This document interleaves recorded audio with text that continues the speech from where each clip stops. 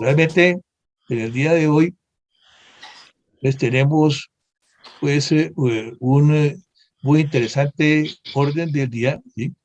Primero que todo, ¿sí?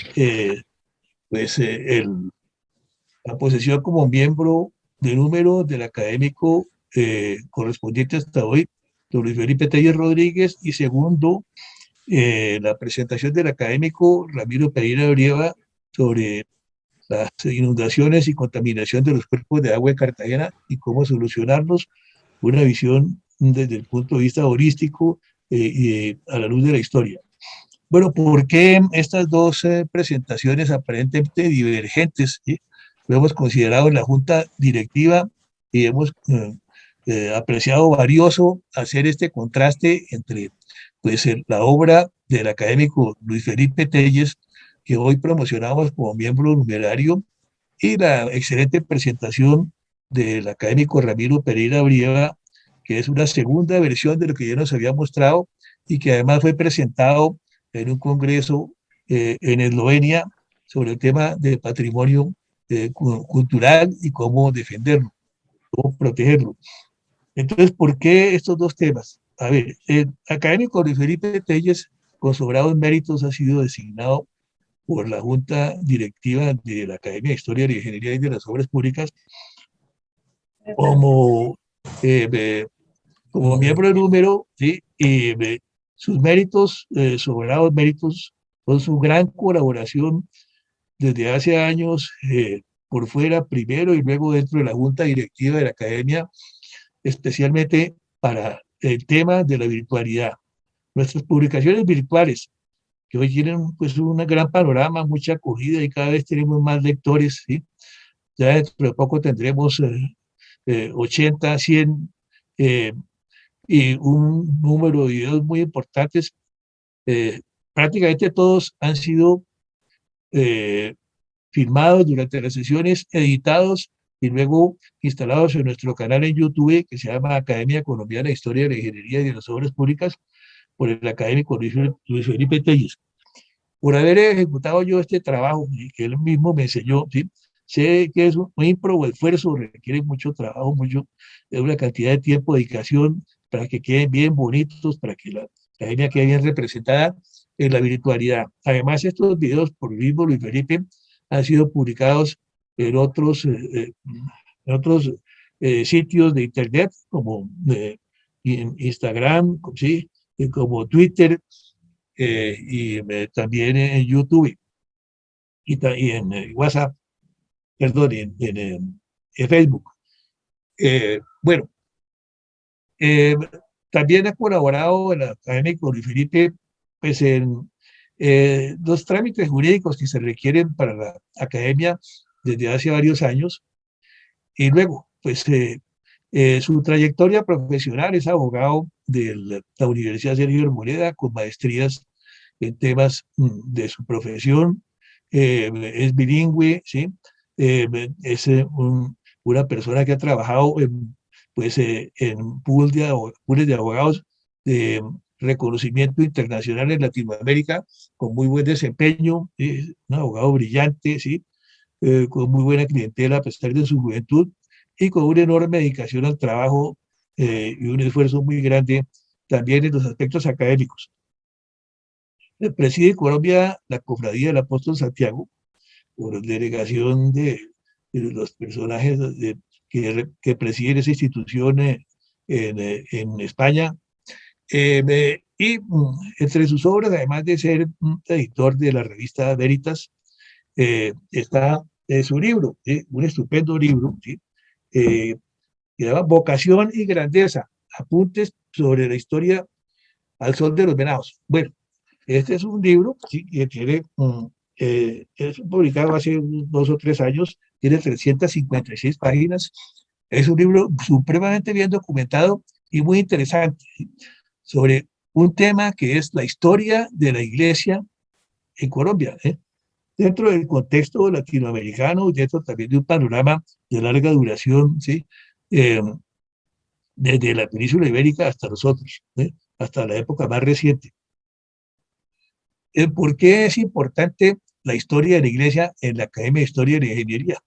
resalta aquí el tema que va a trabajar después, nos va a mostrar el académico don Ramiro Pereira Brieva. Es que la historia es un todo integral, ¿eh? Como dice nuestro maestro, miembro honorario Jorge Arias de Grey, en historia todo tiene que ver con todo. Pero es que cómo no va a tener que ver la iglesia con el tema de, de la nacionalidad, ¿sí? Y la identidad nuestra. Ese tema lo trata profundamente Luis Felipe en su gran obra. Es desde la época de la Reconquista Española, bajo la imagen, bajo la égida del apóstol Santiago.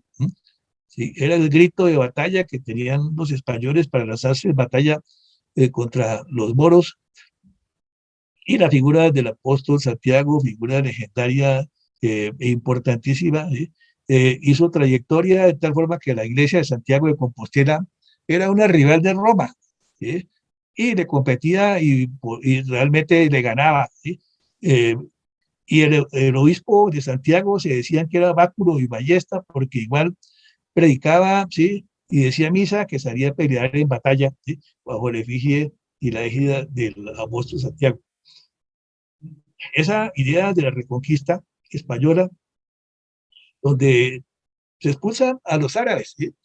Primero a los judíos y después a los árabes, eh, y bueno, que esas connotaciones que tiene de el todo o nada del espíritu hispánico, ¿sí? Somos nosotros y borrar, borrón y cuenta nueva con lo que había atrás. La idea viene a plasmarse en el libro de Luis Felipe, ¿sí? En aquellas luchas desde la época republicana de sus inicios, y no queremos saber nada de lo español, ¿eh? O sea, el rey de España era un defensor de la Santa Sede, del Papa, ¿sí?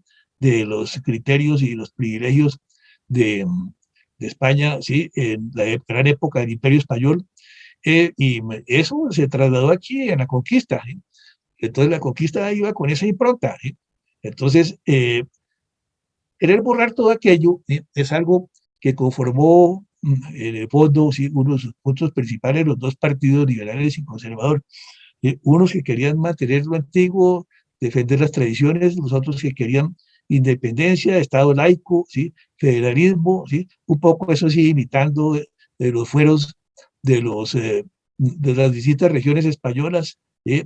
Los reinos, ¿sí? De que se vivía el gran imperio español, ¿sí? Que querían tener su autonomía y someter al rey a su arbitrio y a hacerlo jurar, ¿sí? Sus propios fueros, como pasaba en el árbol de Guernica, en las provincias vascas, que hacían ir al rey a jurar antes de que ellos mismos rendirle lealtad. Entonces, bueno, esa idea del todo o nada, esa lucha, ¿sí? eh, desde el inicio de la República, ¿no? Que luego, primero como contexto del apóstol Santiago, ¿sí? Hasta centrarse ya en un tema, ¿sí? Que trata profundamente Luis Felipe en su obra, ¿no? El tema del siglo XX, ¿sí? Pues, el siglo XX, ¿sí? Desde los inicios, ¿sí? Eh, de la época de la regeneración, ¿sí? Tenemos aquí un cartagenero, aparece primero ya Cartagena, el tema de Ramiro, ¿sí? Ahí en la regeneración, el obispo Teléfono Paul, ¿sí? Los Núñez, ¿sí? Caro, ¿sí? Cuervo, ¿sí? Bueno, aparece toda esa gente, la hegemonía conservadora, y luego, pues, el periodo liberal, ¿sí? Hasta la Constitución del 91, ¿sí? La lucha por el Estado laico, pero sigue siendo hasta el 91, ¿no? Dios, ¿sí? Pues, alguien que aparece, ¿sí? Encargado, ¿sí? En la Constitución, ¿sí? De mantener sobre sus hombros a la República de Colombia. Eso termina en la Constitución del 91, pero eso tiene un interregno largo que pasa en Latinoamérica y pues la teología de la liberación, mil cosas más sobre las cuales habla muy versadamente con fuentes abundantísimas y muy importantes Luis Felipe, con todo el contexto social y político de eso, ¿sí? Y con un tema que, bueno, de repente nos parecería eh, irrelevante en la Academia de Historia de Ingeniería, donde miramos matemáticas y obras. Pues no, no es irrelevante, sí, porque es que está en la esencia de nuestra nacionalidad, ¿sí? Está pues, en la esencia de nuestra identidad.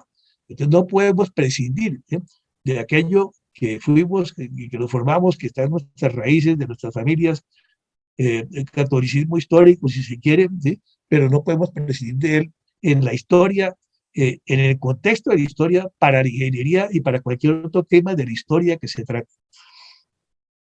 Bueno, eh, esto, el panegírico de la Luis Felipe, como su persona, su valía para la academia, su obra, ¿sí?, su importantísimo libro, su vocación y grandeza, puntuaciones sobre la historia son de los venados. Pero ¿por qué creemos relevante, ¿sí?, mostrar el libro de Luis Felipe, ¿no?, mostrarlo o verlo a través del trabajo ímprobo del académico Ramiro Pereira Brieva? Bueno, es que eh, mm, la historia es un todo integral. La historia todo tiene que ver con todo, dice Jorge Arias de Grey. Entonces, resulta que los españoles, ¿sí?, bajo la protección del apóstol Santiago, ¿no?, que tanto admira a Luis Felipe, ¿sí?, pues desde luego independizaron a España de los moros, ¿sí?, sacaron a los judíos. Con esto acabaron, prescindieron de parte importantísima de la cultura mozárabe, ¿sí?, y de los valiosos judíos, ¿sí?, de la Escuela de Traductores de Toledo, de todo aquello que significaba intelectualidad, ¿sí?, y un contexto cultural profundo en aquella España remota, ¿sí? Prescindieron de una parte importante, ¿sí?, de su pasado, ¿sí?, al pretender acabar con aquello de tajo. Sí, eh, pues que hoy modernamente están como reivindicando, reconstituyendo, dándole la nacionalidad española a los descendientes de los judíos expulsados de España en aquellas épocas, ¿no? ¿Cómo prescindir de la cultura mozárabe de lo judío en la historia, en la literatura española, en el arte, en todo aquello, ¿sí? Por Dios, sí, Américo Castro, España, moros, judíos y cristianos en su historia nos muestra cómo todo aquello está integrado, ¿sí? Cómo es imposible prescindir de eso. Cómo es imposible prescindir de que fuimos católicos o seguimos siendo, ¿sí?, según ustedes quieran verlo, pero te lo llevamos en nuestras raíces, ¿sí? Cómo eso marcó profundamente la nacionalidad colombiana. Cómo la historia que pretende ver solo una faceta, ¿sí?, o solo una ideología, ¿sí?, solo una parte, ¿sí?, de lo que fuimos y lo que continuamos siendo, pues no es historia, es parcial, ¿sí? Es de repente, pues una lucha por defender, ¿sí?, algunas prerrogativas de grupos, entidades o personas, pero no es historia, ¿no? Historia verdadera es la que muestra la situación integral. Entonces, ¿dónde está la historia verdadera? Lewis Mumford, en su historia de las ciudades, dice: la obra más importante, más maravillosa del ingenio humano ha sido la creación de ciudades. Y bueno, las ciudades, Cartagena, ¿sí? En Cartagena está todo, ¿sí? Está todo el pasado, ¿sí?, y todo el presente, ¿sí? El pasado, ¿sí? Lo español, desde luego, ¿sí? La hegemonía geopolítica, ¿sí?, el comercio, ¿sí?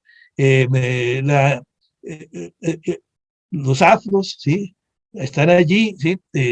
No están los moros directamente, aunque puede haber descendientes de ellos, desde luego, en España mestizada, que vinieron acá, profundamente mestizada, pero está la negritud, están estaban los indios, porque hasta allí llegaban los indios del altiplano para comerciar la sal del altiplano con los caracoles de la costa.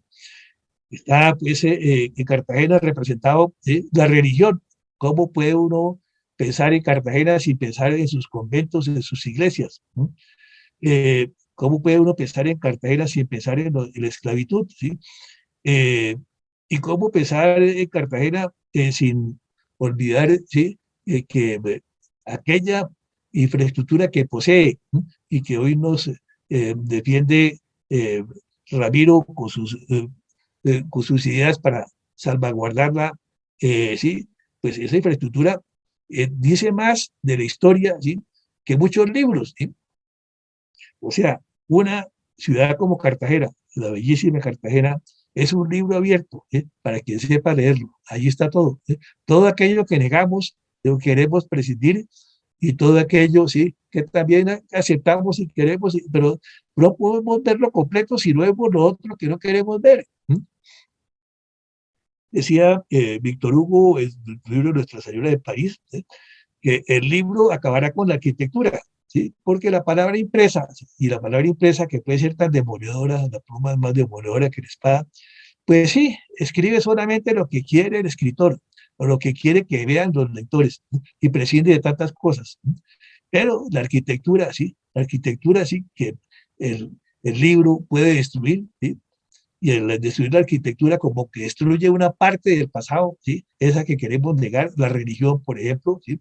Lo mozárabe, ¿sí? Por ejemplo, lo judío, por ejemplo, eso queda patente en una obra con una impronta tan importante de ingeniería, ¿sí? De infraestructura, por su geopolítica, por sus tremendas murallas defensivas, por todo lo que significó, con el dinero que se construyó, con el esfuerzo que se hizo, por la ética de su historia, por sus avatares, también con los ecosistemas de que nos hablará tan ilustradamente Ramiro ahora después.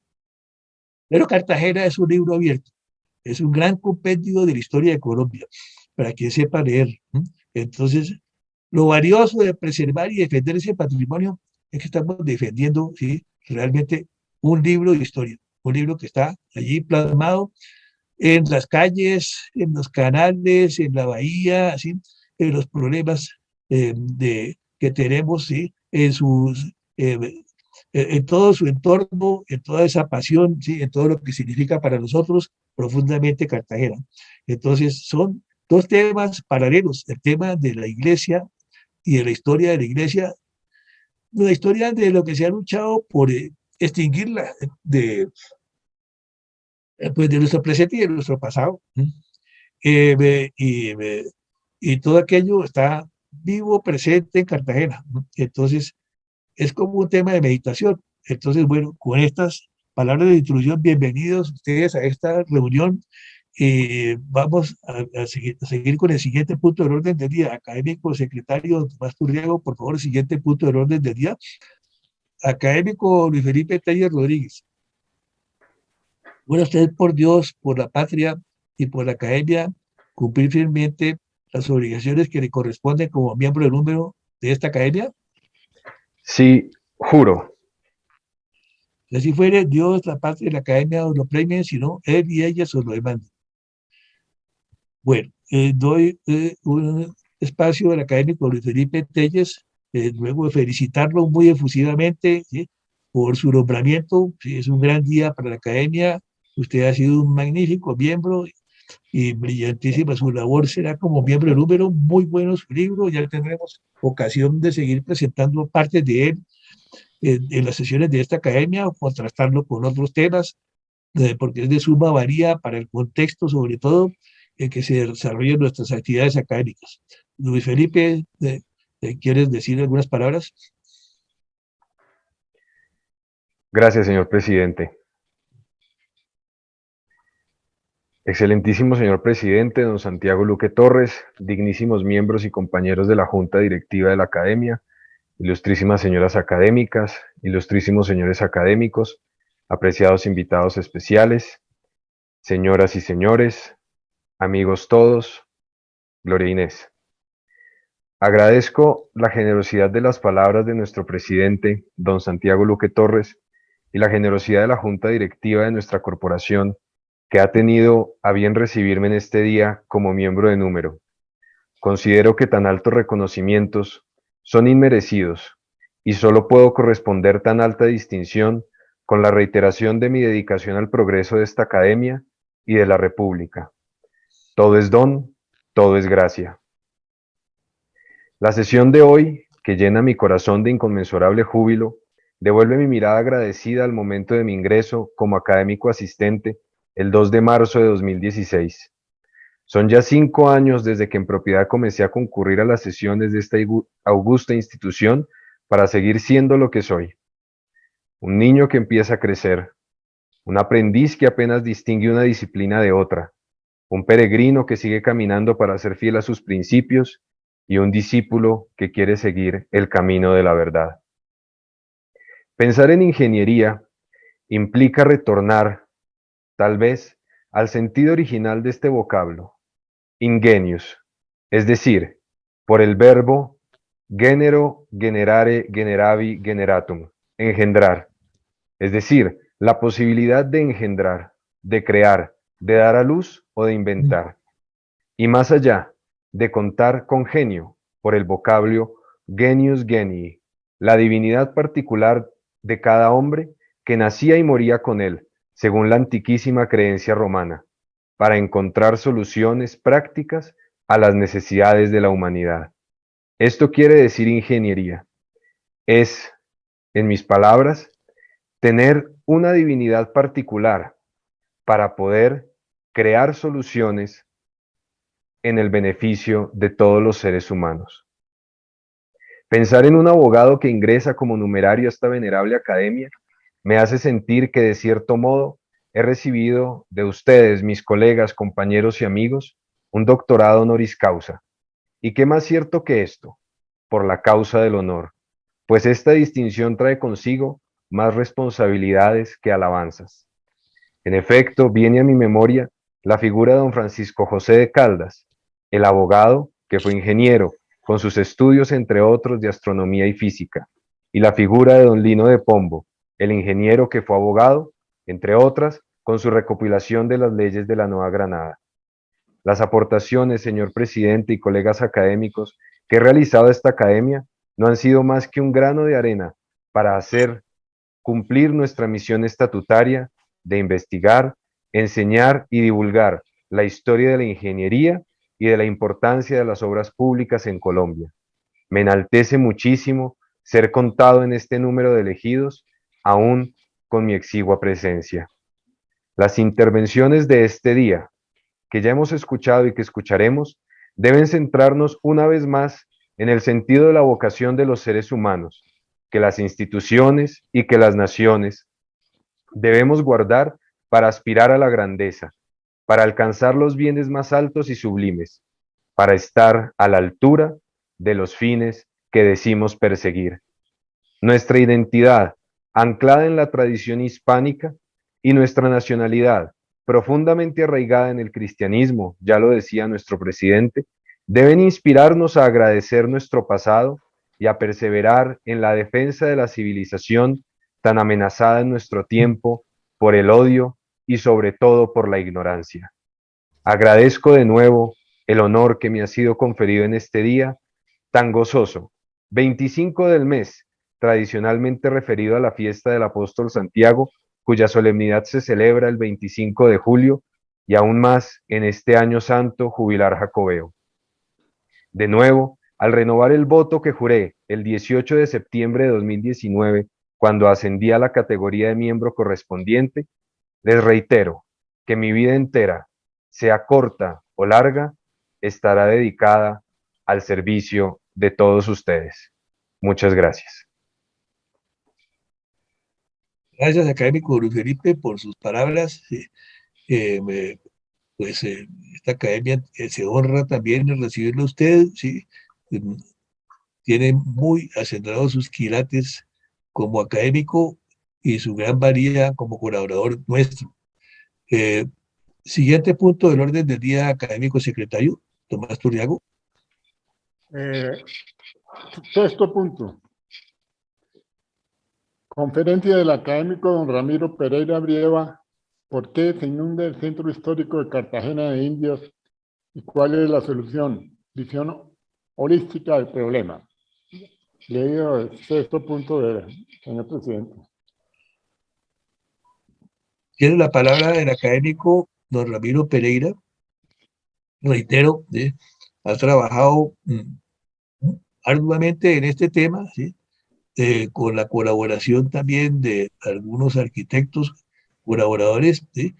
Un poco el patrocinio de la arquitecta Mariana Patiño Osorio, ¿sí? Del Ministerio de Cultura, la hija de José Félix Patiño, que es muy conocido de todos nosotros, que fue rector de la Nacional. Y bueno, es un trabajo ímprobo que ha realizado Ramiro, sí, y muy meritorio su presentación en Eslovenia, comentada, ¿sí? Muy apreciada, ¿sí? Y pues es importante y valioso este trabajo que en base a la historia del tiempo presente busca defender, ¿sí? Y rescatar de los avatares del tiempo y de la ecología, ¿sí? Y de la mano del hombre, no siempre tan benéfica, a este valiosísimo bien cultural nuestro, ese libro abierto que dice tanto de nuestra historia, mucho más de lo que y a veces ignoramos cuando paseamos por sus hermosas calles, vemos sus lindos templos y basílicas, sus lujosos hoteles modernos, sus coches de caballos que los recorren, ¿sí? Y vemos también embelesados sus alrededores y su entorno. La palabra la tiene entonces el académico don Ramiro Pereira. Muchas gracias, don Santiago, y un cordial saludo a todos los miembros de la académica, los señores académicos. Las felicitaciones al académico don Luis Felipe Telles por el nombramiento como el miembro de número. Las gracias a todas las personas que me han antecedido en este tipo de estudios, como el doctor Rodolfo Segovia Sala, doctor José Vicente Mogollón. Gracias a la doctora Mariana Patiño de ICOMOS, y gracias a todos ustedes, especialmente a don Santiago por esa introducción tan buena sobre Cartagena. Ahora lo veremos, la importancia de protegerla de este fenómeno de las inundaciones.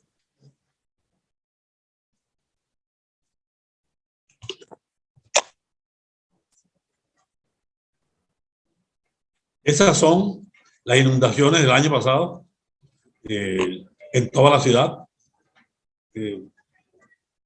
Es por eso que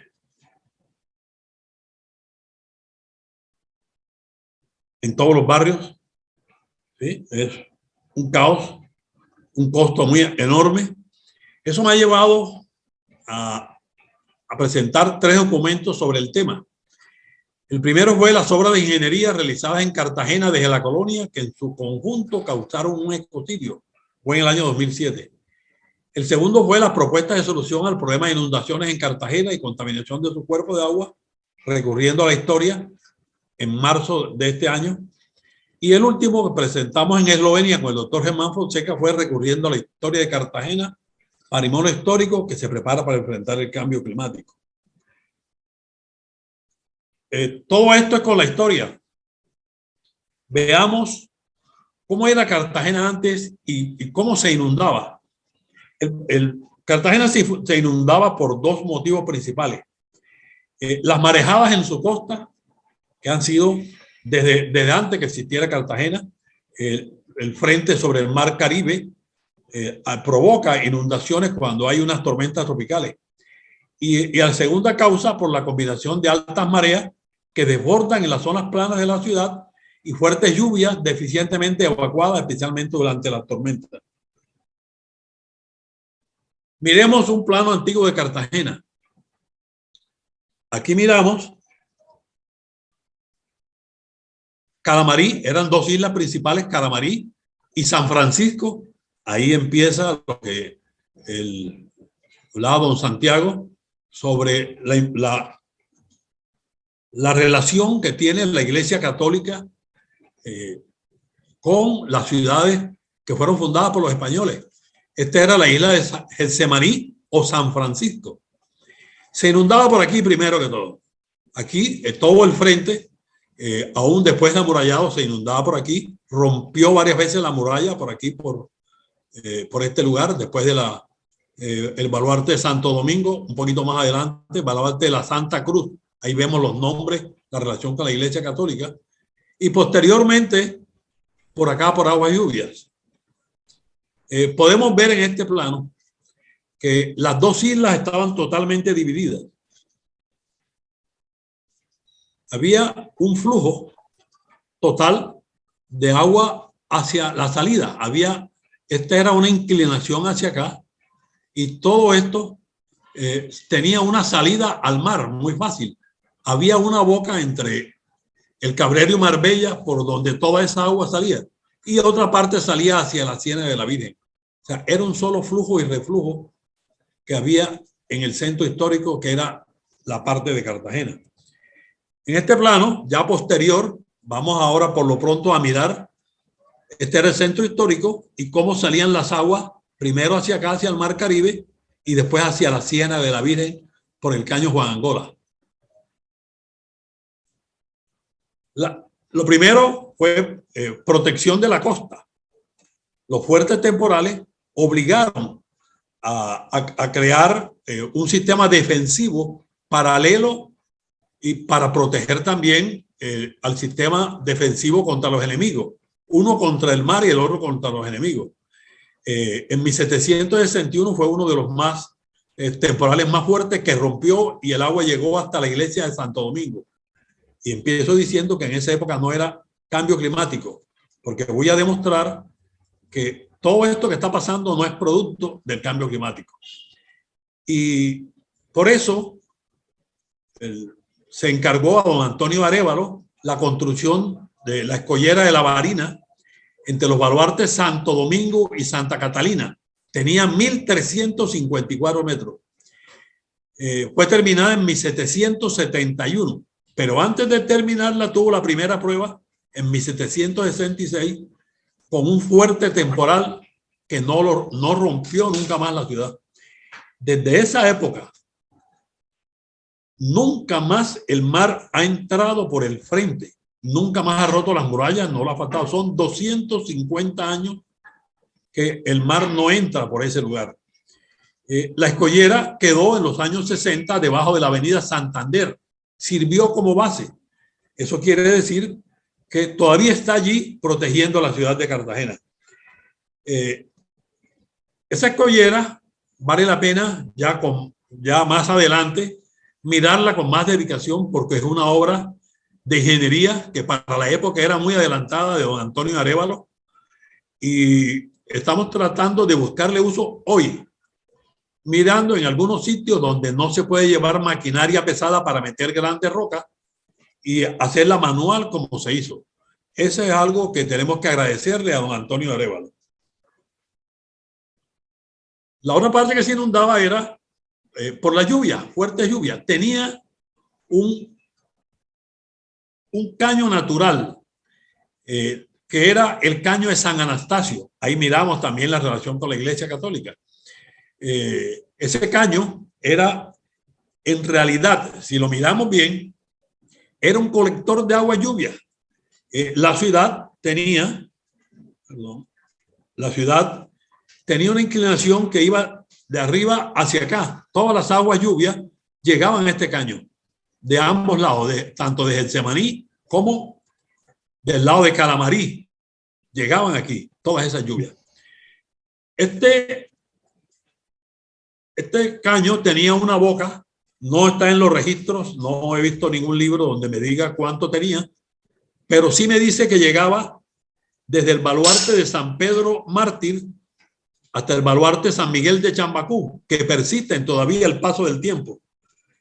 Al medirlo con Google Earth me dio una distancia de 240 metros.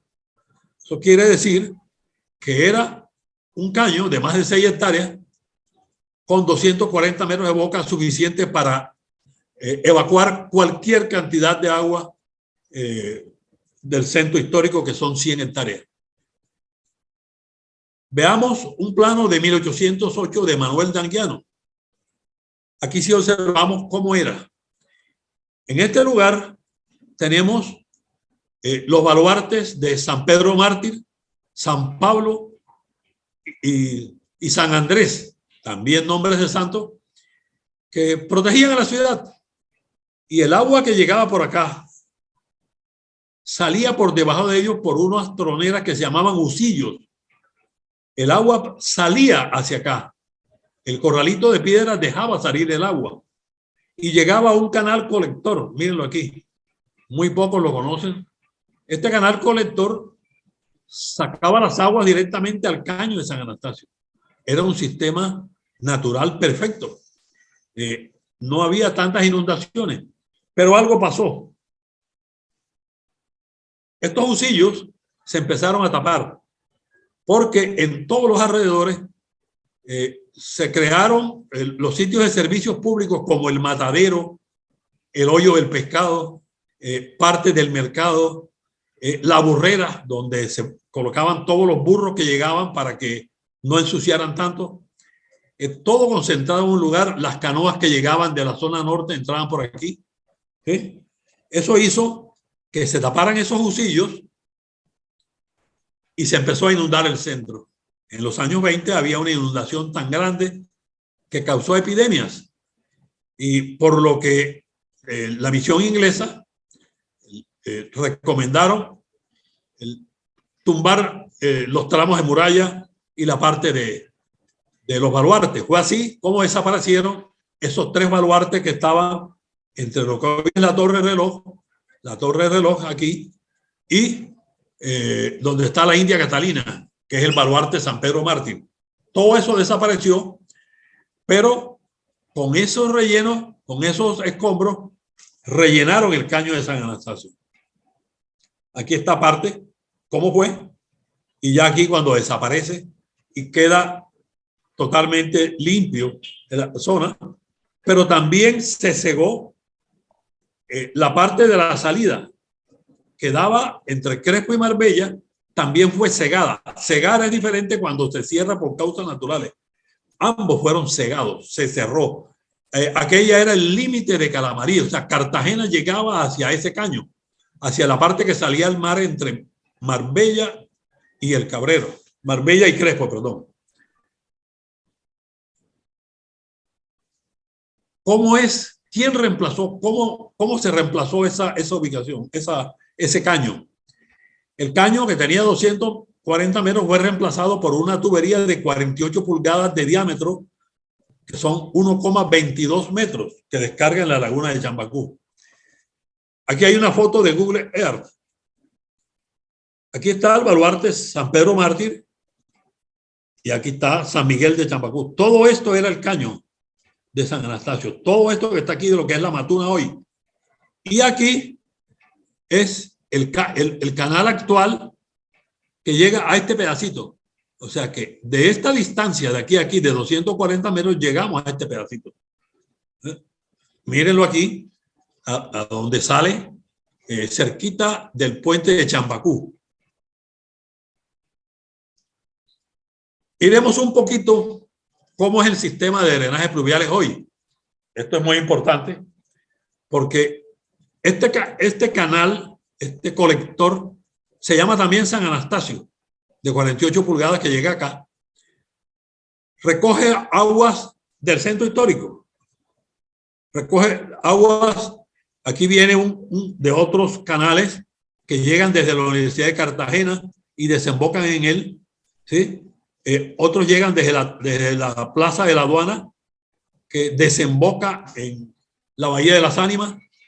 Otro canal llega desde Baluarte de Santo Domingo, llega acá y sale también donde está el muelle de la Bodeguita.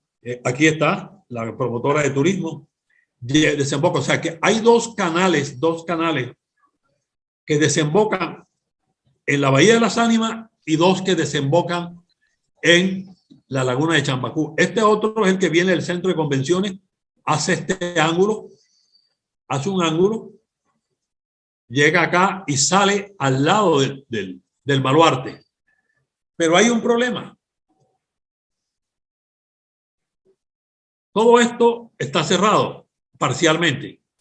Aquí tenemos el puente Heredia. Miren esta boquita tan pequeña, que limita el paso del agua. Este es el puente Heredia original. Y este es el relleno del antiguo ferrocarril Cartagena-Calamar. Estuve esta semana visitándolo. Es un manglar muy hermoso, gigantesco, pero está cada día cerrando más. Y acá está esto, que lo vamos a ver en fotografía. Mira, aquí está. Este es el puente Heredia. Este es el manglar del antiguo ferrocarril Cartagena-Calamar. Y este que vemos aquí es donde está la India Catalina, y aquí desemboca en este pedacito del caño. Sí. Esto que está aquí era una compuerta que iba a funcionar con la bocana. Eso ya no existe, pero vean aquí donde tiene las bocas de la compuerta que limitan totalmente la salida del agua. Y este manglar que están aquí ya se creció mucho más y está tapando totalmente, aunque el agua no hay quien la ataje, por lo menos demora su salida. Entonces no podemos esperar que un sistema en esas condiciones funcione. Bien. Esta parte de aquí, que vemos aquí en tierra, la propuesta es eliminar todo esto y hacer un puente nuevo. Pero mientras tanto, eliminar esta parte de aquí que está ocasionando daño no tiene ningún valor histórico. Es muy fácil porque está en tierra. Acá lo pueden ver, está en tierra. Simplemente hay que hacer un corte aquí y eliminar todos estos obstáculos que están limitando el paso del agua. Hay otros que en el recorrido hacia la salida, como estos edificios que están aquí, y en el Caño Juan Angola, la salida que sabemos del aeropuerto de Crespo por este pequeño canal restringe la salida del agua hacia la Ciénaga de la Virgen, y también después la Bocana la restringe también. O sea que estamos en el problema de restricción de la salida del agua del centro histórico. Eso me llega a concluir que ya vimos que al centro histórico no lo afecta el agua que viene por el frente. Ahí está la Escollera y hoy está la avenida Santander. Están los baluartes y murallas, no los afectan. Y es por oleaje, es por lluvias durante mareas altas. Hay dos causas. La primera es mal funcionamiento del sistema de evacuación. Todo el mundo sabe que las bombas de impulsión son insuficientes. Hay unas bombas colocadas aquí en la parte cerquita de la alcaldía, donde está la plaza de la aduana, y hay otras colocadas acá cerca del Parque del Centenario. No están funcionando. Lo primero es ponerlas a funcionar. No hay que hacer una entidad para que se encargue de eso, simplemente hacer una contratación con cualquier empresa. Hay 10 en Cartagena que pueden hacerlo y entregarlo funcionando en pocos días. Es lo primero.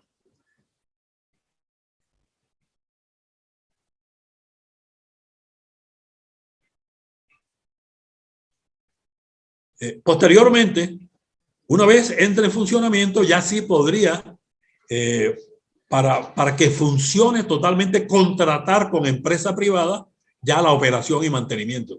Eso es algo que sería una solución muy rápida para que el agua que hoy está inundando al centro histórico salga más rápidamente.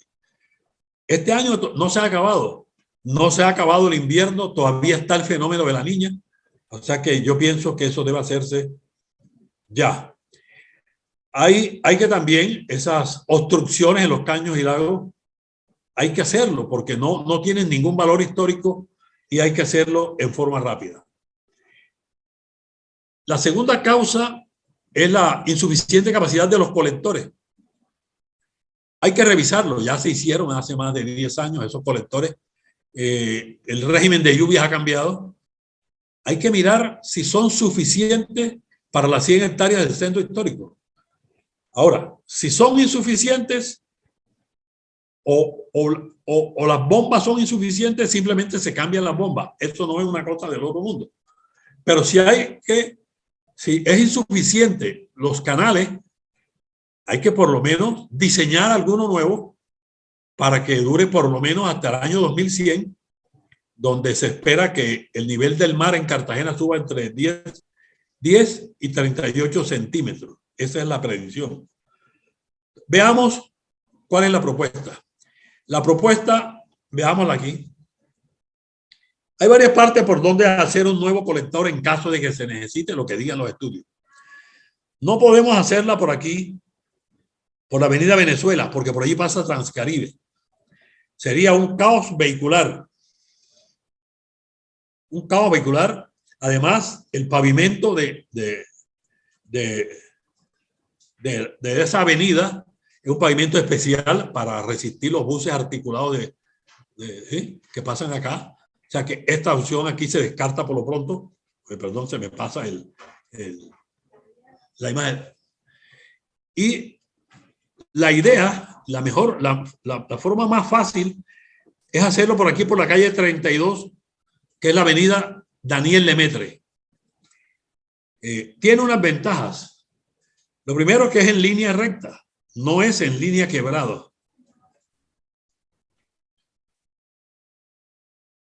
Saldría desde el muelle de los Pegasos hasta el baluarte San Miguel de Chambacú, o sea que compartiría con este otro colector, compartiría, pero la ventaja es que no habría que tumbar nada, no tendríamos que quitar el otro, sirve este otro. Soy de la idea de que las cosas que para reemplazarlas no hay necesidad de demoler lo anterior, miremos si lo recuperamos. Estos sirven. Si son insuficientes, simplemente hagamos el otro con la capacidad máxima posible. Esa es la avenida Daniel Lemaitre. ¿Sí? Es 650 metros y tiene varias ventajas. La primera es que tiene 14 metros de ancho. O sea que un colector para cualquier capacidad de agua que salga del centro histórico sería suficiente con uno de los carriles, con mucho menos. Supongamos que necesitemos un colector 5 veces más grande que el que está funcionando ahora mismo de más de 5 metros. Simplemente cabría por aquí, y si es de más altura, ya los hay prefabricados. Aquí en Cartagena se han hecho, con Tecar hizo no hace muchos años uno mucho más largo que este, con ingeniería cartagenera. Excelente resultado, mucho más rápido. No, por aquí no pasan rutas de buses. No habría que eliminar el tráfico porque se utilizaría un solo tramo. Además tiene una ventaja.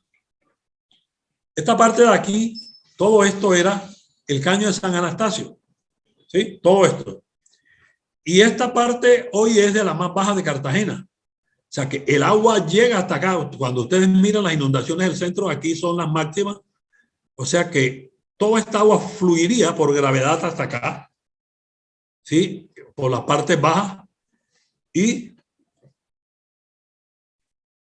sería muy fácil que el agua bajara por gravedad hasta acá y después llevarla por bombeo hacia allá. No es una cosa descabellada y no es tan costosa como para que no se pueda hacer en Cartagena. Para proteger todo este patrimonio que cada año sufren todos los moradores del centro histórico, la ciudad entera está sufriendo. Estamos hablando primero del centro histórico. El caos que se forma en el centro, el costo para los comerciantes, el daño que están sufriendo los monumentos, todo eso justificaría que se hagan los estudios para ver si se necesita o no el nuevo colector, que a la larga con la capacidad se va a necesitar, pero por lo pronto tomar las soluciones más rápidas, que eso en realidad no es casi ni una recomendación, porque eso es una voz populi, todo el mundo sabe que esas bombas no están funcionando.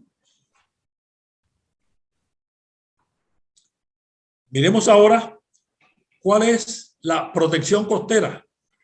Y ya lo sabemos, hay el proyecto que se está, APP Protección Costera, que está próximo a iniciarse, 4.5 kilómetros, 160.000 millones. Eso va a reforzar la parte del frente del centro histórico. Ya podemos asegurar, llega hasta Boca Grande, que eso no vamos a tener por allí en los próximos, ¿sí? Quién sabe cuántos años, vamos a tener la protección. Y contra el nivel del mar hay 3 formas. Uno, diques. Eso es en cualquier parte del mundo, un dique de contención para subirlo. Ya en la parte de Castillo Grande lo hay. El otro sería elevar el nivel del terreno. Y el tercero es con válvulas de regulación del mar para que no se meta el agua por las tuberías durante las mareas altas. Ahora mismo, por ejemplo, está entrando al centro histórico el agua. En estos días hubo mareas de 40 centímetros y hace una semana hubo de 50 centímetros toda la semana. El agua llegó al centro histórico, pero por el trabajo que se hizo de aumento del nivel y las rejillas que se colocaron, el agua sube, llega a la rejilla pero no inunda. Lo que falta ahora es, cuando vienen las aguas lluvias, esas aguas se represan y hay que bombearlas. Pero bueno, tenemos todo para hacerlo. Este es el proyecto, la APP desde Boca Grande, y nos va a garantizar que por ahí no se nos va a meter el mar. Ahora miremos rápidamente cuáles son las principales causas de inundaciones y contaminación de los cuerpos de agua. Ya lo habíamos mirado en anteriores ocasiones, en la exposición pasada, por lo que solamente me referiré a lo nuevo, muy rápidamente. ¿Por qué se inunda gran parte de Cartagena? Hay tres, si le preguntamos a cualquiera que pase por la calle, nos dirá cada uno una respuesta diferente, pero es que en realidad es por diferentes causas, pero el problema es uno solo. Se inunda en la zona de bajamar. Hay una zona que nunca debieron construirse, pero están urbanizadas. Cuando hay lluvias y marea alta, cualquier aguacero las inunda. Allí la alternativa más que todo es de reubicación. Los costos son muy altos para hacerlo, pero bueno, ya eso es, cada caso es particular. Las zonas planas como Crespo, Centro, Manga, Boca Grande, Castillo Grande tienen también su problema. Ya esos se afectan por las marejadas del Mar de Leva o Mar de Leva que llega a la costa y la combinación de altas mareas y fuertes lluvias. Es por eso que se inundan, aunque ahora mismo hay un sistema de contención y unas válvulas que ya se están haciendo algunos trámites para lograr que funcionen. Y la parte alta, que son las zonas medias y altas, que son por el desbordamiento de los canales pluviales, que son insuficientes, lo mismo que los volcórbeles y los puentes, y causan inundaciones. Hay otra que se agrava todo esto, que es el cierre de las bocas naturales, que lo vamos a ver un momentico. Por eso la visión holística. Este es un plano de Google Earth mirado desde otro punto de vista, porque muestra las bocas de Cartagena como una avenida, muestra el frente del mar, lo muestra la costa. Aquí tenemos la boca de la Boquilla, la Boca Grande, perdón, que era la principal entrada de agua a la ciudad, y la Boca Chica, que eran unos bajíos totalmente, no se podía navegar salvo pequeñísimas embarcaciones. Y el Caño del Estero, que era parte de la contracorriente del Caribe, que entraba también por aquí. Todo esto era una sola salida y entrada de agua, salida y entrada, llegaba y salía por todo esto en flujo y reflujo, ¿sí? Hoy el problema es más de salida de agua que de entrada, como veremos. Y aquí el Caño del Estero de la bahía de Barbacoa, que era un canal pequeñito, pero que traía una corriente que venía desde Panamá, desde todo el Caribe, y entraba con fuerza por aquí y llegaba a toda Cartagena. Eso fue hasta el año 1640, cuando los dos barcos portugueses encallaron aquí, cerraron las arenas del río Magdalena, que las impulsa, cerraron aquí, ¿sí? Y el mar, como no tiene límites, el agua siempre busca. Entonces, como no pudo entrar por esta puerta, tocó esta otra. Y ahí vimos por qué fue que rompió aquí, abrió un canal. Y las defensas que estaban acá hubo que trasladarlas hacia Boca Chica, San Luis, San Fernando, San José y sus baterías completa el sistema defensivo de Cartagena. En esta imagen podemos ver también la altura con los canales que llegan hacia la bahía de Cartagena, hacia la Ciénaga de la Virgen, que son más del 60-70%, la mayor parte llegan acá, ¿sí? Desde los arroyos de los municipios vecinos, y aquí llegaban también hasta los caños y lagos. ¿Por qué la visión holística? Porque, lo habíamos dicho, tenemos que tener en cuenta el río Magdalena, que nos llega por bocas de ceniza, la deriva continental empuja sus aguas y las arenas por aquí, que fueron las que hicieron posible la existencia de Cartagena y Barranquilla.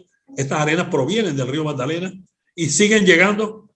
Nos entra por acá, nos entra por el canal del Dique y llega hoy a la bahía de Cartagena, las corrientes del mar Caribe. O sea, todo es un todo, como dijo don Santiago, todo tiene que ver con todo.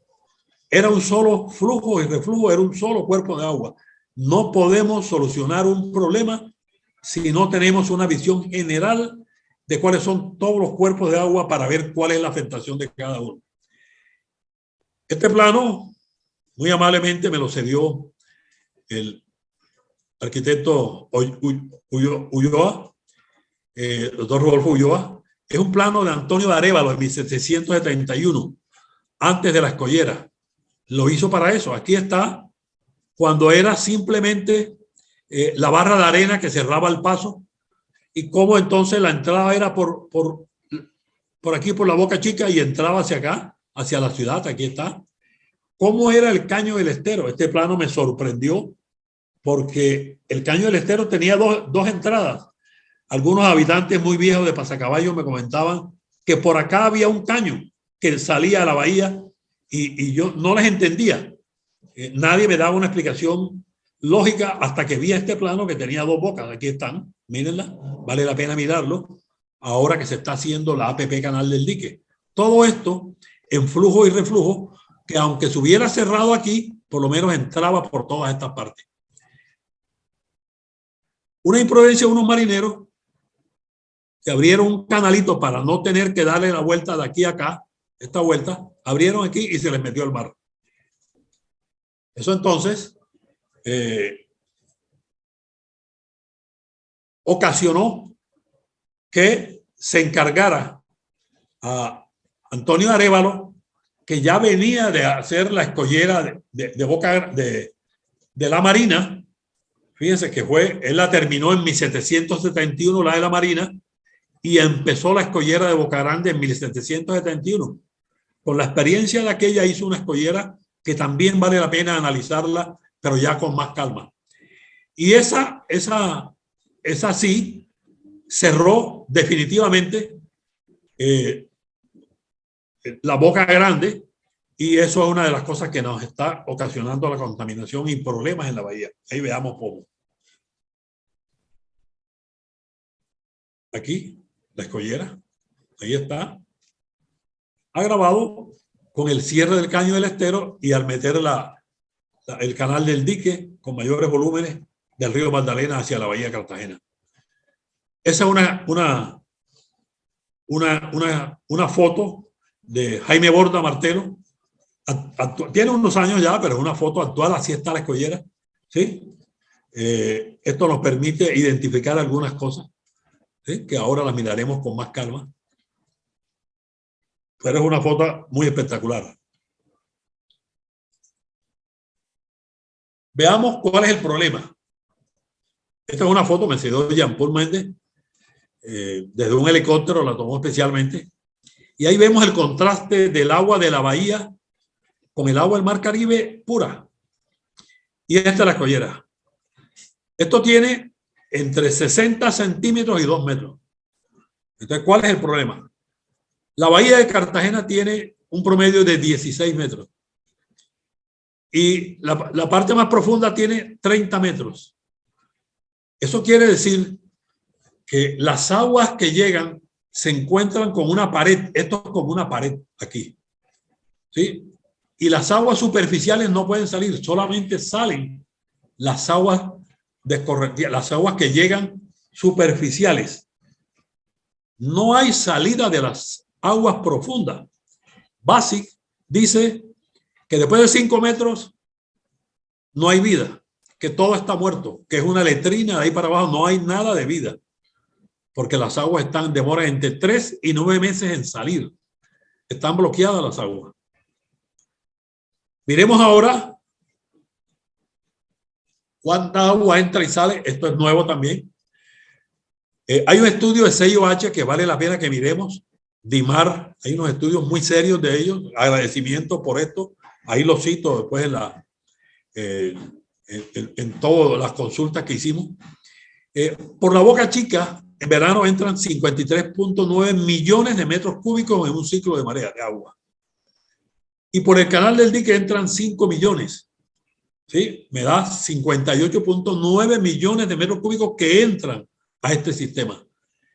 Y como es de salida, aunque entran y salen el agua entra y sale por donde puede, por acá salen 76 millones de metros cúbicos.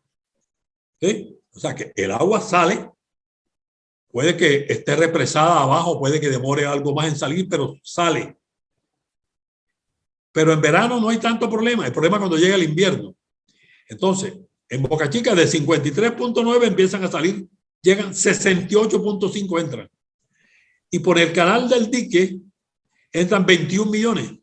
¿Sí? Eso da 89.8 millones de metros cúbicos que entran a la bahía de Cartagena. Pero salen por aquí 78.5 millones de metros cúbicos. Es decir, según el estudio, hay un incremento del volumen de agua en la bahía del 12.5%. Eso hay que mirarlo con más detenimiento.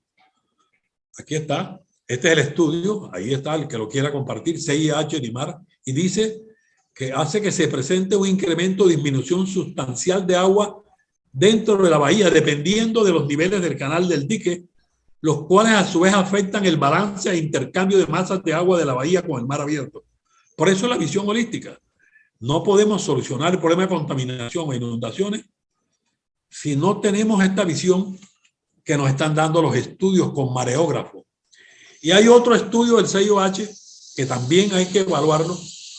Dicen que esos aumentos del nivel del agua de eleva amplitud provocan la inundación de las calles más bajas de la parte interna, pero en general no tienen lugar al mismo tiempo que las inundaciones del frente del mar.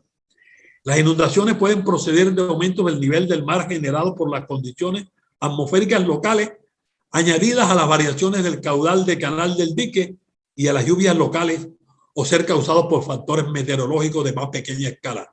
Lo leo porque es textual. Yo no tengo mareógrafo, pero ahí están estos estudios para el que los quiera consultar, para que sean tenidos en cuenta ahora que veamos los problemas, la solución a los problemas de la bahía.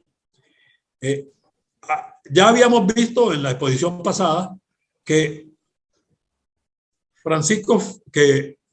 Antonio Arévalo dejó en la medianía un trecho de 400 varas inferior a la marea baja. O sea que en la escollera dejó un rebosadero para que el agua pudiera salir siempre, no quedara represada como ahora.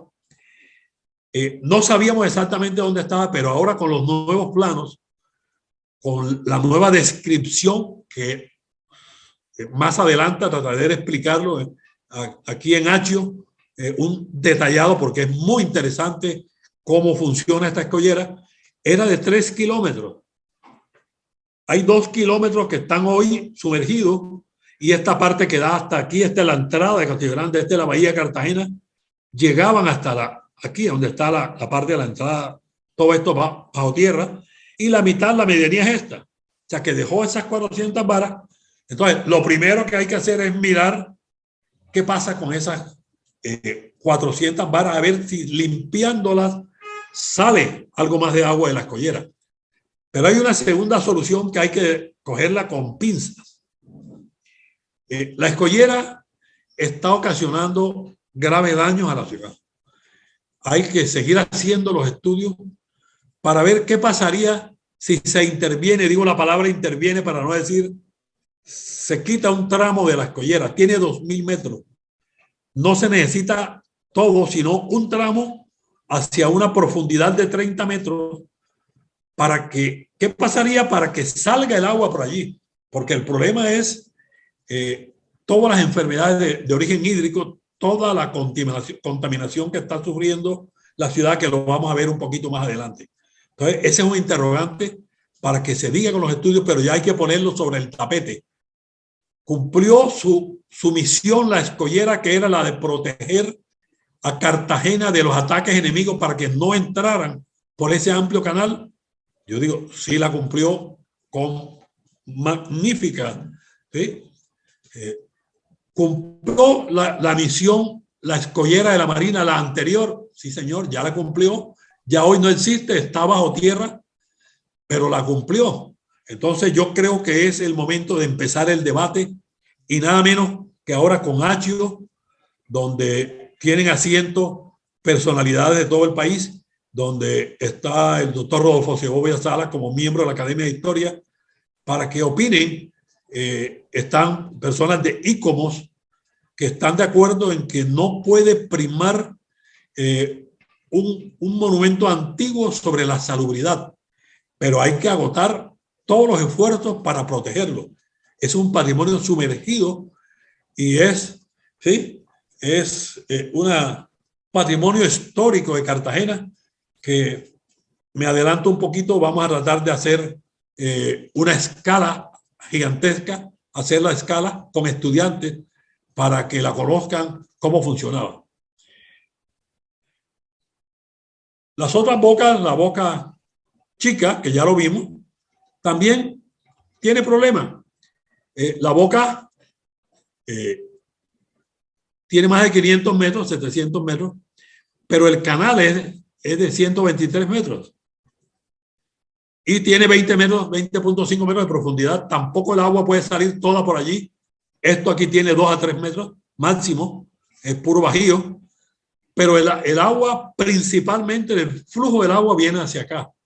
O sea que no es mucho el agua que sale. Sale por aquí, por todo esto. Pero aquí hay un problema.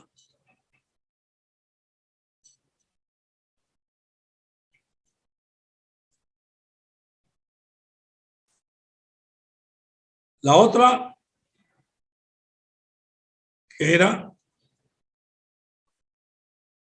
el Caño del Estero, que traía las aguas del Mar Caribe y las metía con fuerza por ese canal. Fue modificado por acción del hombre. Aquí solamente entraban muy pequeñas embarcaciones y había que darse la vuelta por acá, y este mar aquí era muy fregado, sobre todo aquí en Punta Gigante. Había muchos accidentes.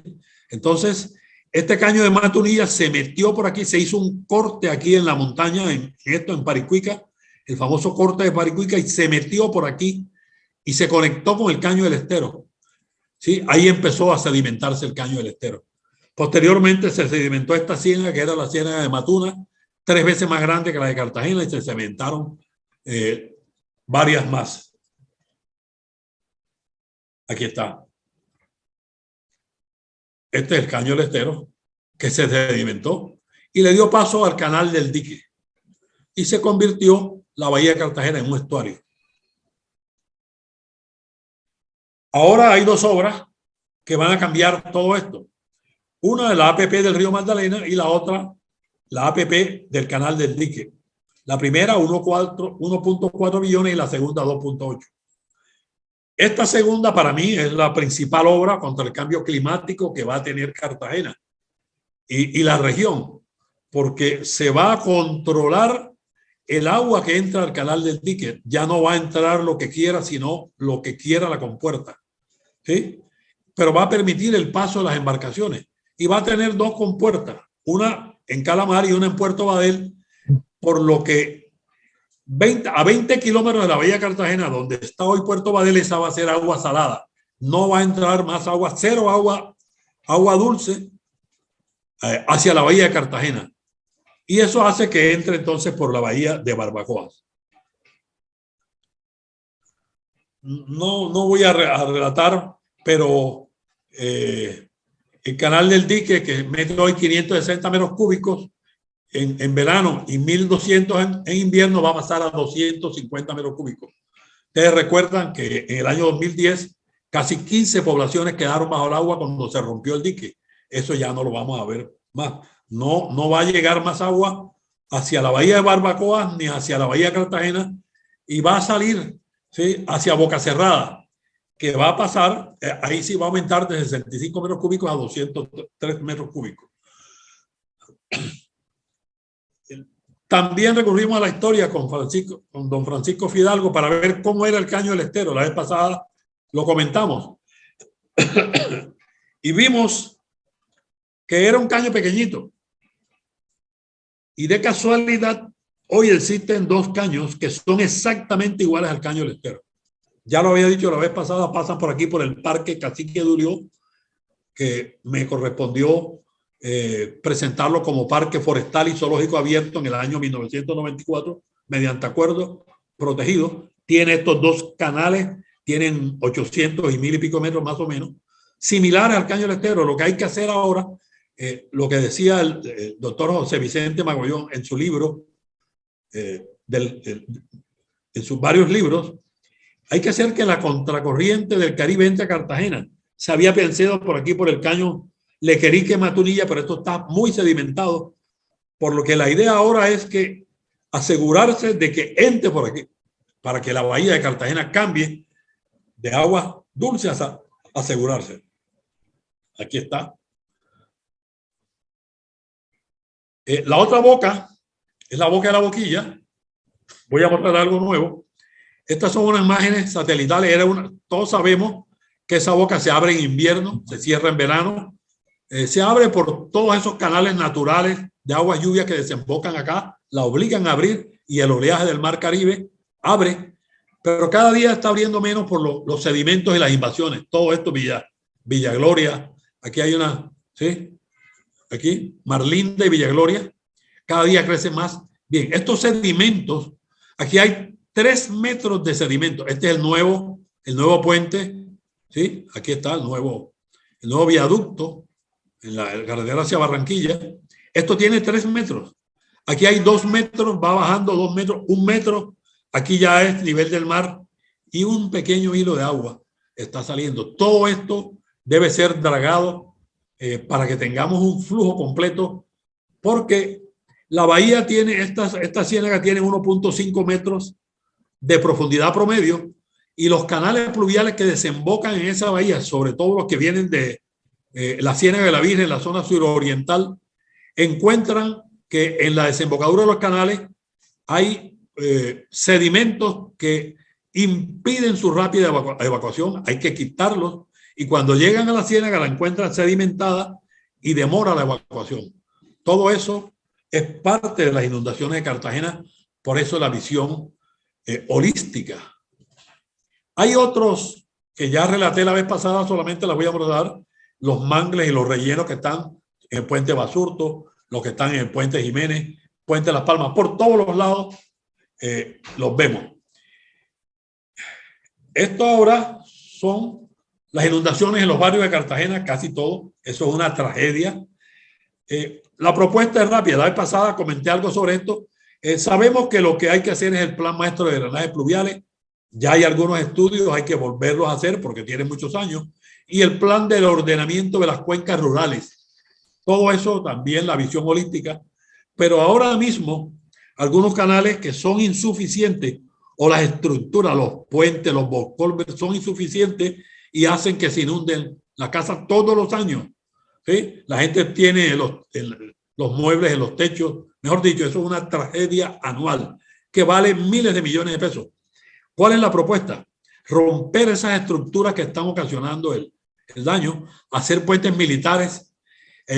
Si este pasaba por debajo de una alcantarilla, pongamos 3 con mayor capacidad, ya vienen prefabricadas, no es una cosa. O sea, en los estudios se ha detectado que hay 50 puntos críticos. Vamos a eliminarlos para evitar que pase eso, ¿sí? El plan maestro son 75 canales, están estudiados. Ya hay algunos resultados, algunos dicen que son insuficientes. Eso ya se verá cuando se hagan los estudios nuevos, pero por lo pronto tenemos que solucionar esos puntos críticos. La otra parte era lo de la contaminación de la bahía. Salió en El Espectador un informe de Básica que dice que un grupo de científicos duró 7 años haciendo un estudio y dice que es una calamidad. Tiene contaminantes como mercurio, plomo, cromo y níquel por encima de los límites. Ahí están. Todo eso con apoyo de científicos, etcétera. Y eso no puede quedar así. Eso no. Hay que tomar alguna solución. ¿Cuáles fueron las causas? Ya las conocemos todos, ya lo dije la vez pasada, pero voy a repetirle un poquito, que fue cuando se hizo el alcantarillado sanitario de Cartagena, las aguas servidas se hicieron sin tratamiento. Y en esa bahía que vimos que estaba parcialmente cerrada, que las aguas profundas no pueden salir, allí se arrojó y se murieron todos los peces. Los sedimentos del canal del dique, que llegan de toda Colombia, el 80% de las poblaciones de Colombia están localizadas en la cuenca del río Magdalena. Y muchas de esas poblaciones no tienen alcantarillado sanitario para las aguas servidas. Llegan a la bahía.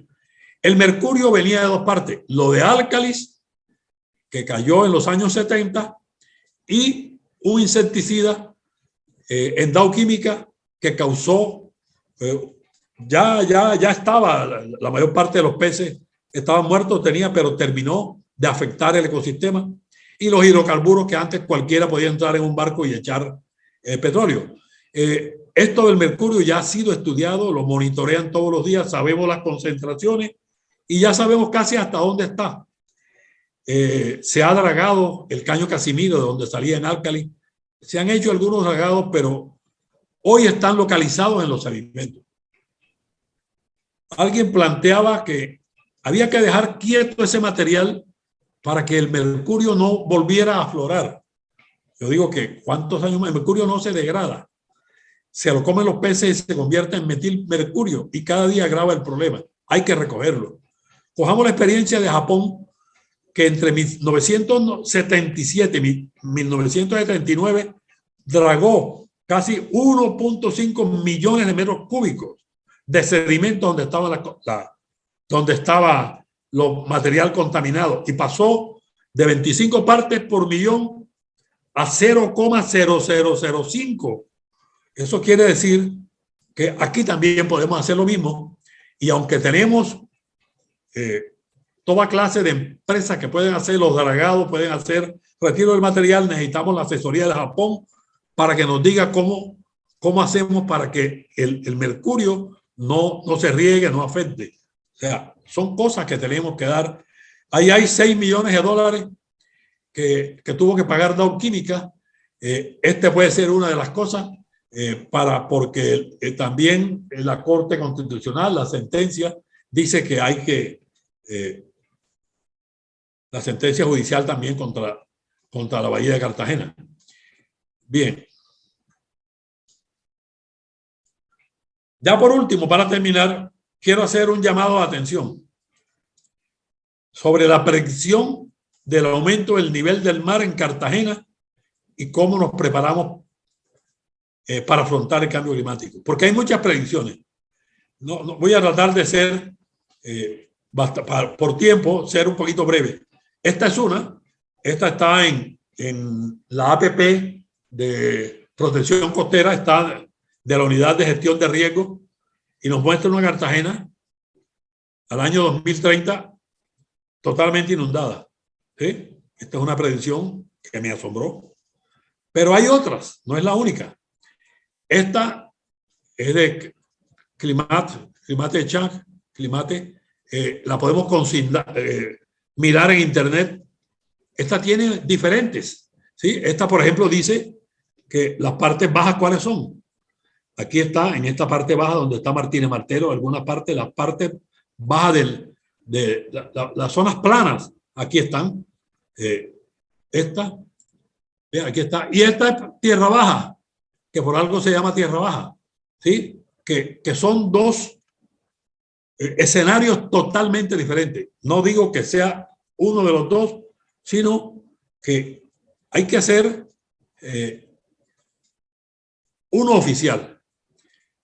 Cartagena tiene urgentemente que hacer acogerse a uno de los estudios. La NASA ya tiene algunos. Hay muchísimos simuladores que le dicen cuánto va a cambiar, cuánto va a ser el nivel del mar. Hay que coger uno porque los parámetros que se usan son diferentes. ¿Sí? Entonces tenemos que tomar una posición. Y yo creo en lo que me dice CIOH. Me dice que el nivel del mar va a subir entre 0,10 y 0,38. Pero si yo cojo el simulador y le digo que el nivel del mar va a subir 1 metro, me va a dar una cosa totalmente diferente.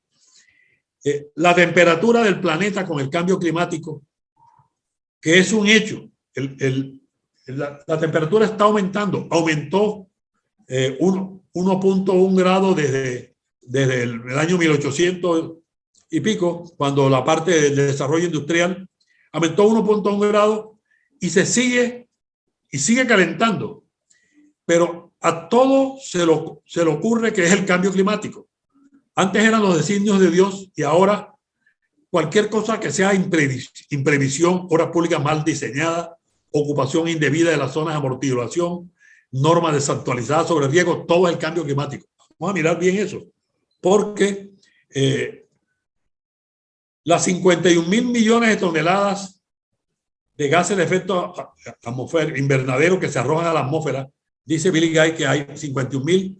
Colombia es responsable del 0,6%, pero Colombia tiene toda la selva amazónica, tenemos casi 50 millones de bosques sin tocar, tenemos casi 1 millón de kilómetros cuadrados de mar, que son los principales sumidores de carbono del planeta, ¿sí?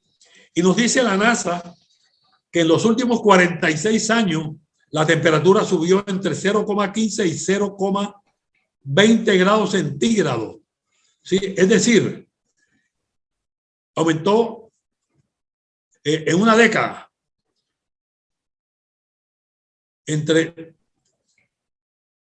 0,69 y 0,92. O sea, yo tengo que ver en una década, perdón, de 0,15 a 0,20.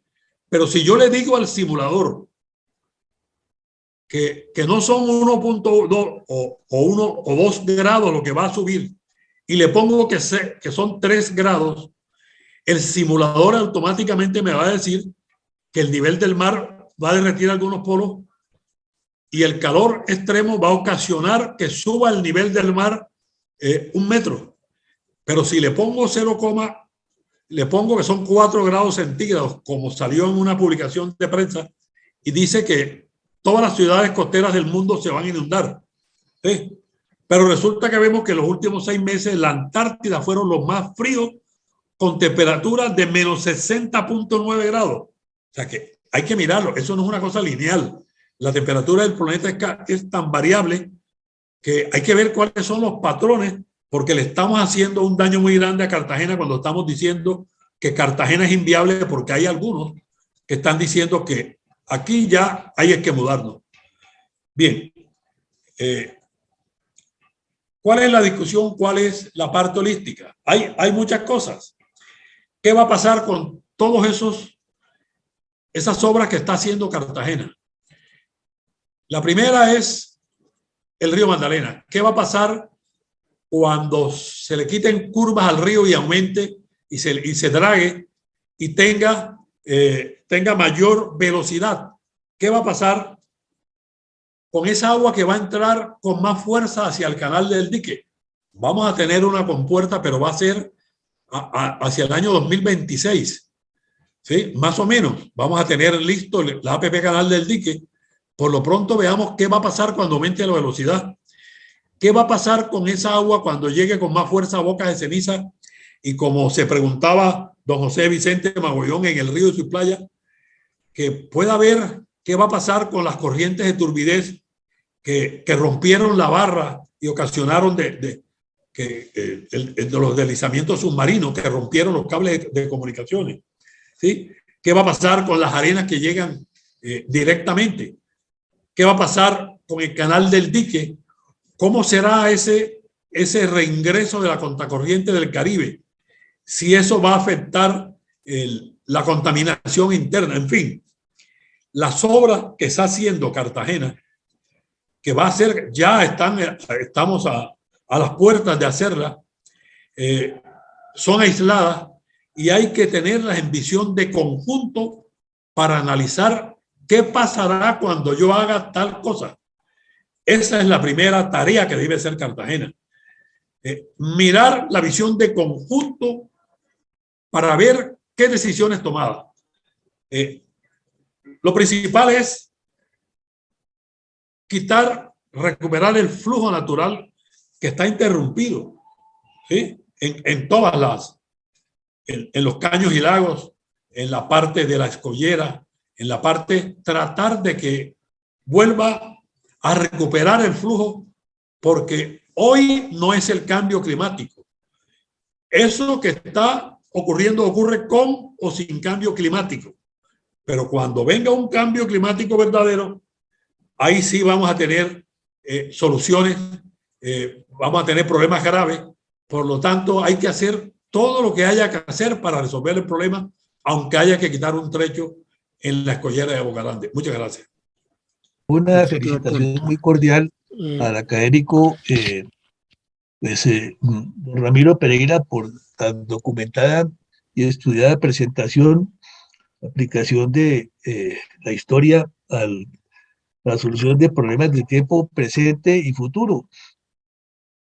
Valiosísimo a la colección de mapas, es importantísimo el trabajo cartográfico que usted desplegó aquí, es nuestra historiografía, incluyendo la de la ingeniería, adolece de una carestía de mapas antiguos que son tan valiosos para ubicar los problemas de una forma global, y usted consiguió una muy valiosa cantidad de ellos.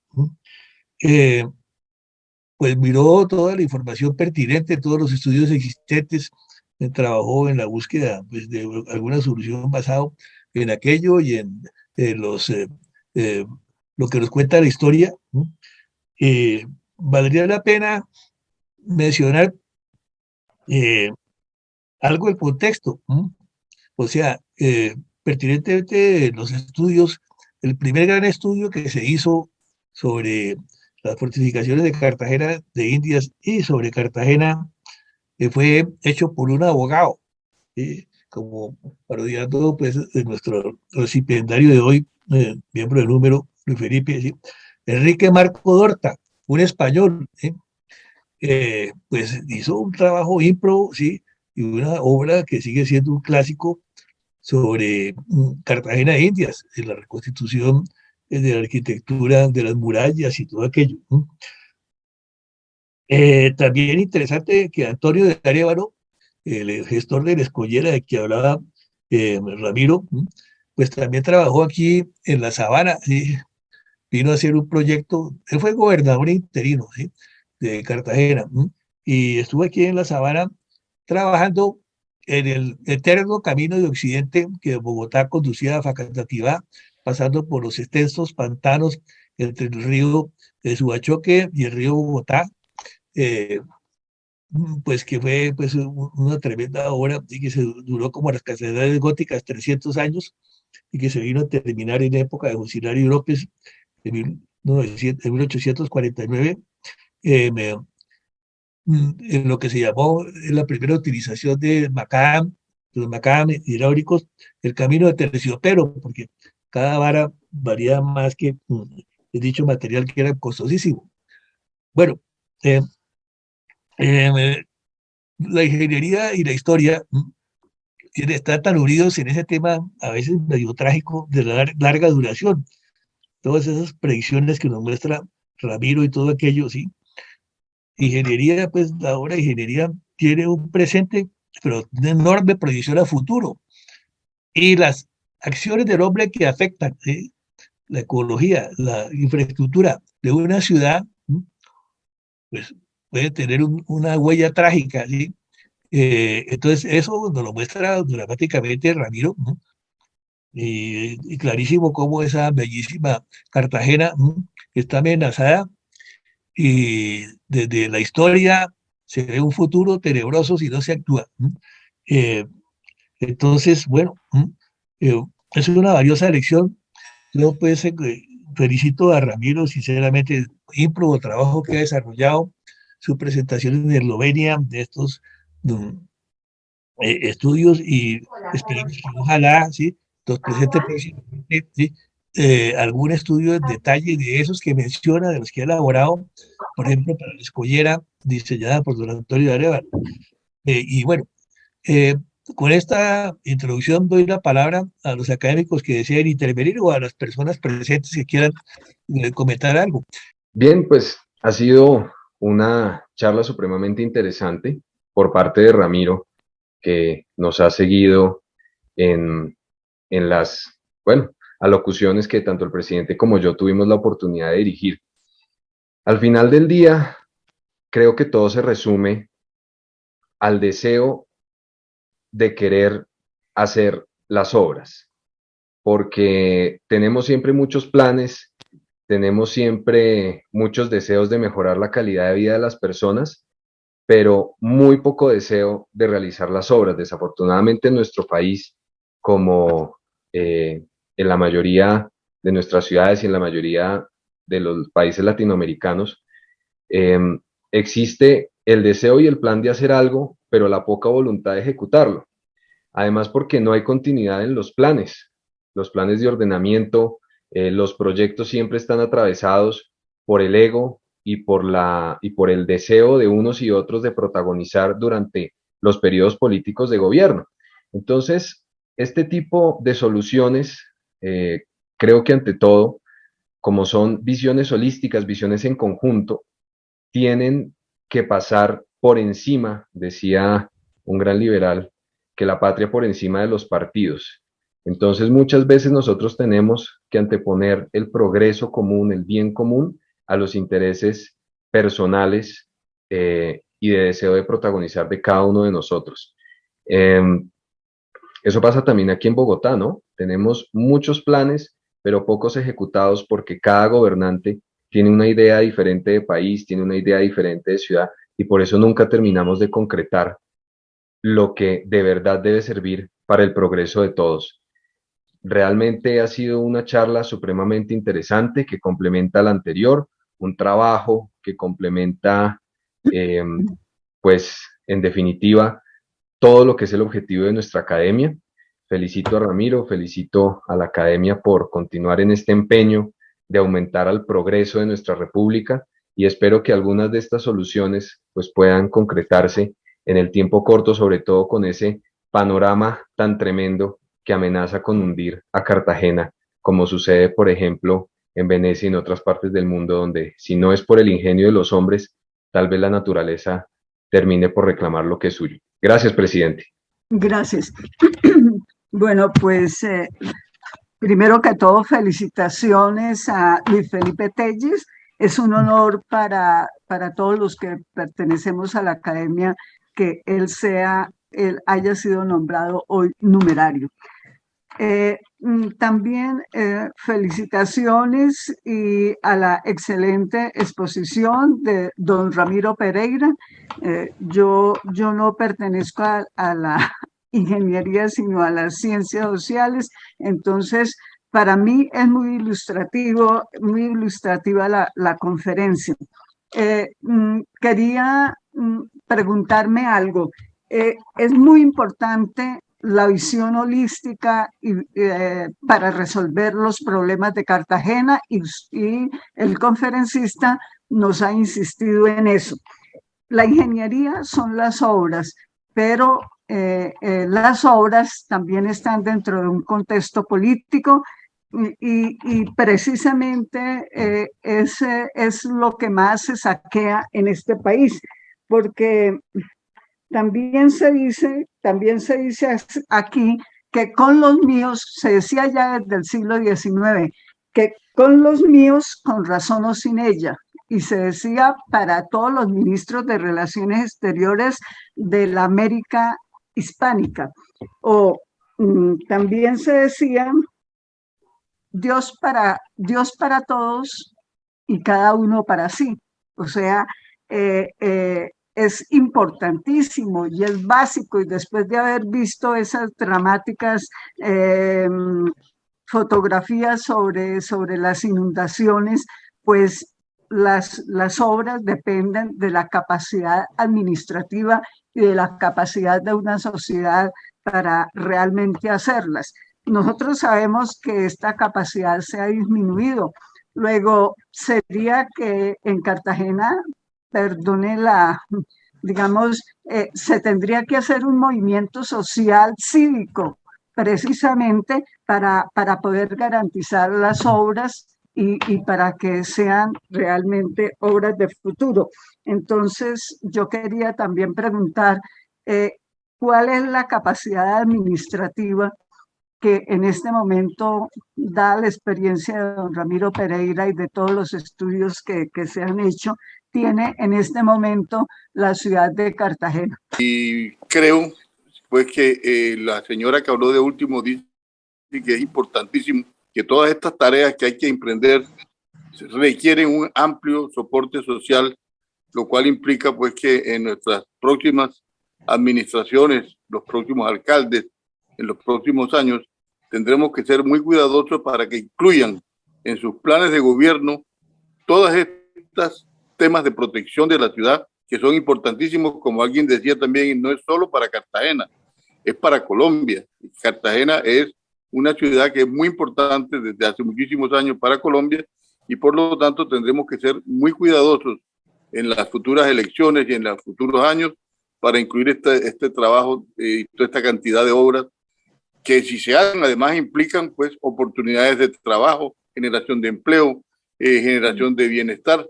Por lo tanto, quiero felicitar a Ramiro por el esfuerzo que ha hecho y quiero indicarle pues que como dirigente cívico de la ciudad estaré también muy atento y muy pendiente a que estas recomendaciones podamos llevarlas a cabo. Muchas gracias, señor presidente. Por favor, académico Ramiro Pereira, si quiere pues, hacer una breve síntesis, conclusión, ¿sí?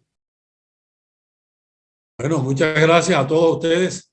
Muchas gracias a doña Inés Arias, a don Antonio Pretel, un alcalde de grata recordación. Todas estas cosas tienen un fondo común y son los planes de desarrollo de las ciudades. Cartagena está a puertas de realizar el POT, el Plan de Ordenamiento Territorial, y hay un plan especial de manejo del centro histórico. Ya estuvimos con Mariana, con el Ministerio de Cultura, se convocó a todas esas organizaciones que están trabajando en la planeación de la ciudad. Les explicamos cuál eran las soluciones. La última fue apenas en esta semana, que la estuve viendo ahora con las mareas de 50 centímetros, la de hacer el nuevo colector. Las demás ya están en el ministerio, y yo pienso que en la medida que todas estas cosas se vayan divulgando con Achio, con las presentaciones, con el envío de las grabaciones en YouTube, se va creando conciencia y la necesidad de que el problema existe y hay formas de resolverlo con una parte que no es tan costosa, que no se puede hacer. Ese es el mensaje principal. El gasto principal lo está haciendo el gobierno nacional con una cantidad de obras que son muy importantes. Ahora lo que hay que hacer es relacionarlas entre sí para responder a las principales preguntas que tenemos y que todo salga bien para Cartagena. Muchas gracias a todos. Bueno, felicitaciones de nuevo a don Ramiro Pereira por su excelente intervención, ¿sí? Tan valiosa, ¿sí? Pues esperamos su escrito para publicación, nuestros apuntes para la historia de la ingeniería. Y bueno. Quería también felicitar a Ramiro Pereira por la excelente exposición sobre las inundaciones de Cartagena. Y un gran saludo a Antonio Pretel Emiliani, compañero mío de universidad, aunque él iba un poco más adelante, a quien hace muchos años no lo veía y lo veo divinamente. Muchas saludos y muy complacidos de que asista a la Academia de Historia de la Ingeniería y las Obras Públicas, y que ojalá siga asistiendo a estas reuniones. En Cartagena, pues tuve mucho que ver yo hace muchos años, cuando inclusive estaba en construcción la nueva planta de soda, que Antonio Pretel fue el gerente de allá de la planta de soda, me acuerdo. Desde esa época había desde la planta antigua y la planta de soda cáustica, habían escapes de plomo y de mercurio que se veían salir cuando uno se paraba en el caño Casimiro. Y espero que ya hayan ya no salen porque la planta se cerró hace muchos años y creo que ya no salgan, pero entonces la limpieza de eso no sé cómo la están haciendo, pero todavía la contaminación de la vía es muy grande. Y Cartagena es una ciudad que queremos, no es solamente de los cartageneros, sino de todos los colombianos. Bueno, muchas gracias. Un agradecimiento muy grande a todos ustedes, eh, especialmente al recipiendario de hoy, don Luis Felipe Telles Rodríguez, a nuestro conferencista central, don Ramiro Pereira, por su excelente exposición, documentadísima, muy valiosa para la ingeniería, para la historia de la ingeniería y para el futuro, ¿sí?, de la ingeniería en el país, cosa que nos concierne a todos. Porque allí, como cuando se quemó la biblioteca de Alejandría, se pierden muchas memorias y se pierde esa joya que es Cartagena. No solamente la afectación a los habitantes, ¿sí?, actuales y futuros de Cartagena y de Colombia, sino también se pierde esa memoria que significa esa ciudad. Bueno, vamos a ver esta maravillosa presentación y todo lo que aconteció en esta sesión en la corporación que haga nuestro académico numerario recipientario de hoy, don Luis Felipe Telles.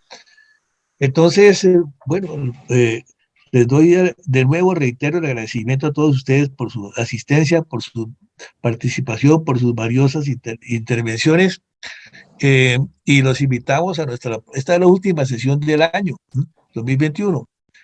Nuestra próxima sesión será el tercer jueves de febrero del año 2022. Esperemos que ya estemos mejores de los males que nos aquejan, del COVID y todo aquello, hayan pasado las amenazas, esté mermando este tema.